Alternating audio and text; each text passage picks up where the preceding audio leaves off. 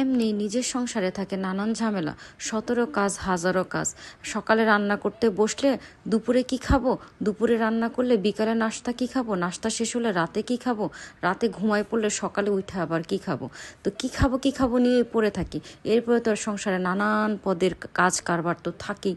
এর ভিতর দিয়ে ভাই ফাঁকে ঝুঁকে যখন একটুখানি ফেসবুকে ঢুকিয়ে দেখি বাংলাদেশের মধ্যে বিশাল বিশাল বোম পড়ছে। এরে ধুইরা মাইরা ফেলাইতেছে, এরে পাথর দিয়ে সেইচা ফেলাইতেছে, এখানে ছিনতাই হইতেছে, ওইখানে খুন হইতেছে, ওইখানে এরে ধুইরা নিয়ে যেতেছে, এরে মাইরা ফেলাইতেছে। কত যে ইতিহাস এর ভিতরে আসলো। বাঙালি জাতির মধ্যে একজন নূপুর নামে মহিলা, সে এসে কী করলো, কয়টা দিন বাঙালি জাতিকে এত অত্যাচার করলো এবং তার অত্যাচারে জর্জরিত হয়ে গেলাম এবং সেটা দেখে নারীদেরকে নিয়ে কত কথাই না উঠলো। যাই হোক, এই কষ্টগুলা, এই দুঃখগুলা দেখতে দেখতে, এই অত্যাচারগুলো সহ্য করতে করতে হুট করে পাইলাম একটা সুরাহা।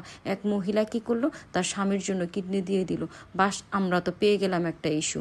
এত খুশি হইলাম যে বাংলাদেশের পোলাপান কত খারাপ বেটারা, পুরা বেটা জাতিরা, আমরা বেটি জাতিরা গাইলাইতে শেষ, বকতে শেষ, কত রকমের প্রশ্ন করতে শেষ। আমি আমার কথাই বলি, আমার জামাইরও তো আমি 2 সেকেন্ডের জন্য শান্তি দেয়নি। সারাটাক্ষণ বেটাটারে চোখে রাখছি, সারাটাক্ষণ তারা নানান রকম প্রশ্ন করছি।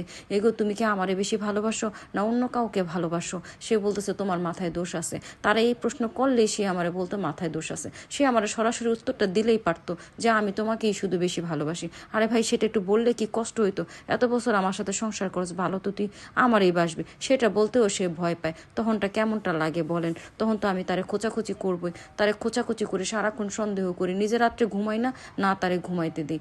এই যে ওই মহিলাটার জন্য আমরা যে এই যে গৃহযুদ্ধ মহিলারা শুরু করলাম তার জন্য, এবং এই যে জামাইরে চোখে রাখলাম, কত কিছু চিন্তা ভাবনা করলাম, চোখের পানি কতই ঝরালাম, সেই মহিলাটা কাজটা করলো কি? এই নিয়ে বিশ্বাসের একটা এইরকম একটা আমাদেরকে ফলাফল দিল।